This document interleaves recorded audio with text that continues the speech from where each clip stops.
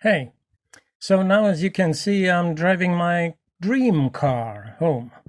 Well, not really driving, I'm actually towing it right now. And yes, I'm awfully close to the other car, but don't worry, that's because of a little gadget I made.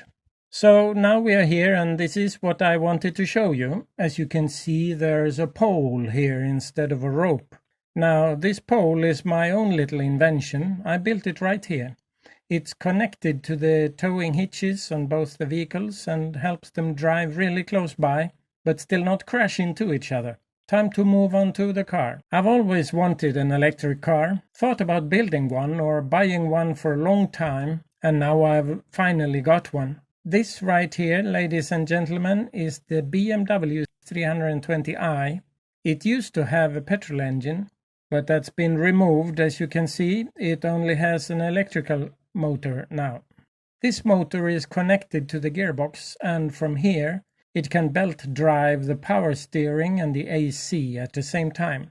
The belt isn't attached right now, but it works, trust me. I'm no Elon Musk, but I know my way around electric cars. There are a bunch of electrical components on this side and just a ton of sensors all over the place. Most of these components are actually from the old petrol engine, but some of them have been removed. There are still quite a lot of them, and that's one of the things we are going to work on this project.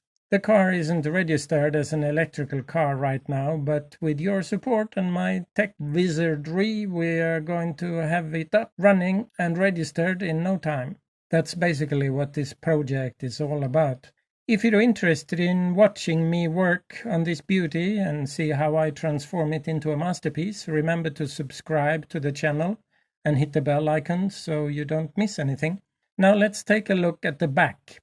Once again, we have a ton of electronics. These include the computer that's going to run the entire system, some contactors for the power supply, and a few relays here and there. These are the chargers, and there are 4 of them to be exact. They bring up the charge voltage to the required voltage, which, in case you are wondering, is about 100 volts, and the battery is 7 kilowatt hours.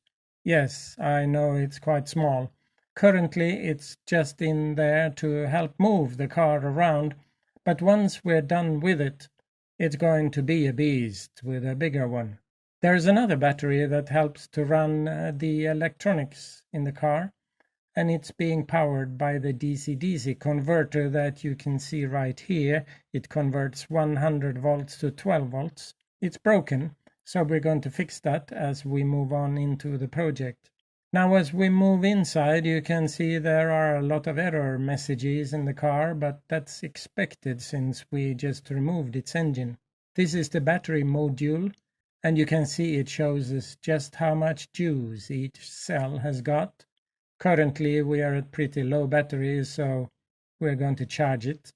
Charging the car is pretty easy. You just plug it in and that's it. Once it's charged, we can start working.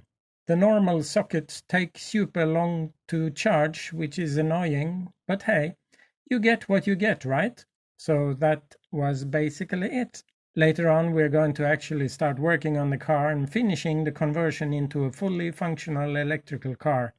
Stay tuned for that, and if you liked the video, don't forget to subscribe. That was it for today. Thank you for sticking with us until the end.